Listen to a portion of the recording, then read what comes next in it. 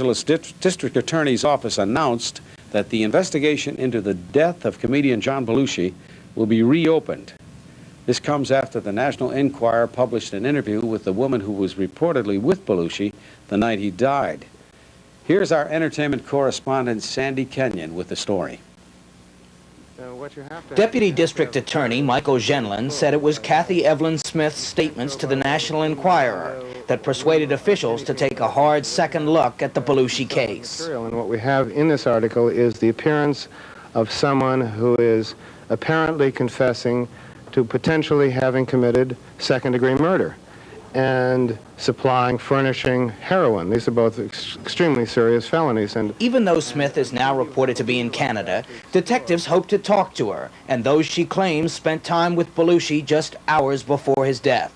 Genlin said the National Enquirer will also be contacted. First, we are interested as to how those statements can be corroborated. Were there tape recordings of the statements made? Was there a stenographer present? We have also been apprised of the fact that money exchanged hands. We would like to know how much, and if there are any contracts involved, we would like to see those contracts. Detective Edward Hocking and 3 investigators will do the legwork. First stop will be a meeting with the investigators to discuss their plan of action. And at that time, then I'll know more about it. But until that time, we have to put together what the recommendations are, and we'll make every attempt to work with the district attorney. In all, officials have identified 25 separate areas of investigation in the reactivated Belushi case. Nevertheless, important questions remain about the conduct of the case so far. Why was this case given low priority just a few weeks after Belushi's death? Why was Kathy Smith released after just 2 hours of questioning? And why was at least one Hollywood celebrity named in that testimony not contacted? In the National Enquirer article, Smith claims actors Robert De Niro and Robin Williams used cocaine supplied by Belushi just hours before he died.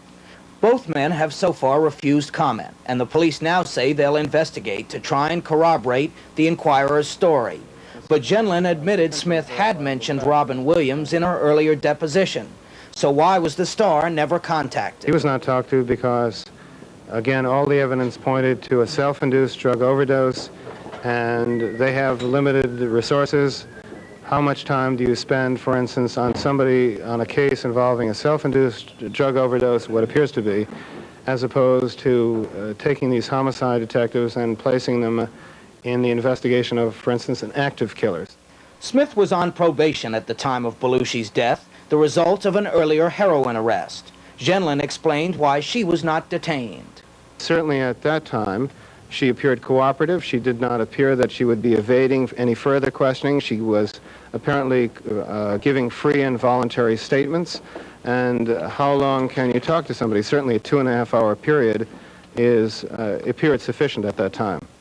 If her statements to the National Enquirer can be verified, Smith could face charges of second-degree murder or manslaughter. Officials insist they will try their best to determine if John Belushi died of an overdose or if Kathy Smith delivered what she calls the coup de grace that killed the comedian. Sandy Kenyon, CNN, Los Angeles.